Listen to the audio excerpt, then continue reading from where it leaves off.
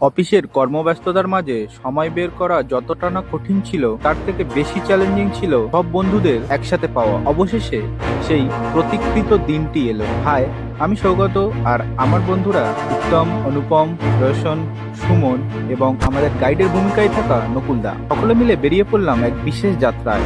গন্তব্য হাতিখেদা মন্দির।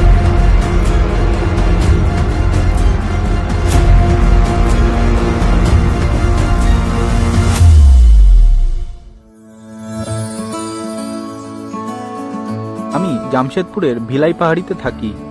এখান থেকে হাতিখেদা মন্দির দূরত্ব প্রায় 30 কিলোমিটার।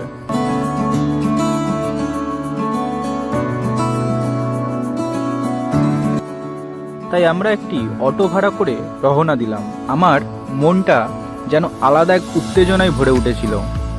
রাস্তা যত এগোচ্ছিল, শহরের কোলাহল ততই পিছনে পড়ে যাচ্ছিল।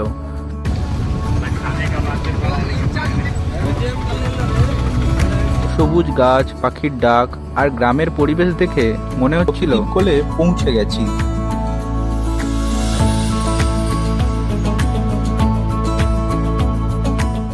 যেহেতু নকুলদার বাড়ি এই এলাকাতেই, তাই গাড়িতে বসেই উনি আমাদের মন্দিরের নানা গল্প শোনাচ্ছিলেন। 200 पार हो गया, 300 हो गया होगा अभी। कौन सा मंदिर? हाथी भगवान जो हाथी गणेश बाबा, हाथी ठाकुर है ना, वही उसी का नाम है। वही उसी का हाथी इतना छोटा छोटा मूर्ति है हाथी का। तो यहाँ मतलब यहाँ क्या चर्चा, उसका कहानी क्या है? कहानी मतलब बोल रहा पहले जमाने में हाथी आके फसल जो है वो खराब कर देता था। उधर मूर्ति बना के रखा, तब से फसल और उसका पूजा करने लगा। तब से वो हाथी फसल खराब करने नहीं आता।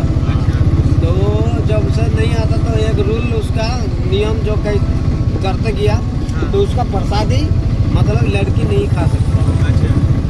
গল্প শুনতে শুনতে আর প্রাকৃতিক অপূর্ব দৃশ্য উপভোগ করতে করতে আমরা পৌঁছে গেলাম মন্দিরে।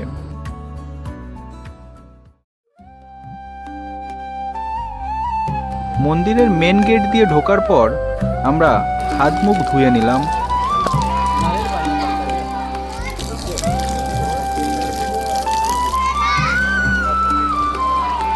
তারপর মন্দিরের ভিতরে প্রবেশ করলাম।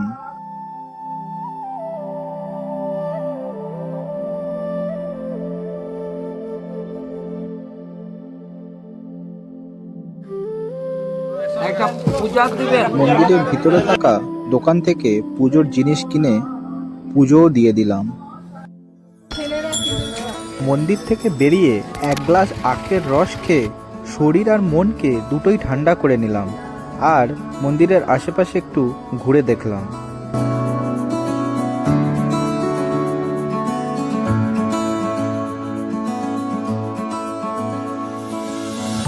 এখন ঘোরাঘুরির পর আমাদের খুবই খিদে পেয়ে গেল, তাই আমরা কাছের একটি দোকানে ঢুকে টিফিন করলাম।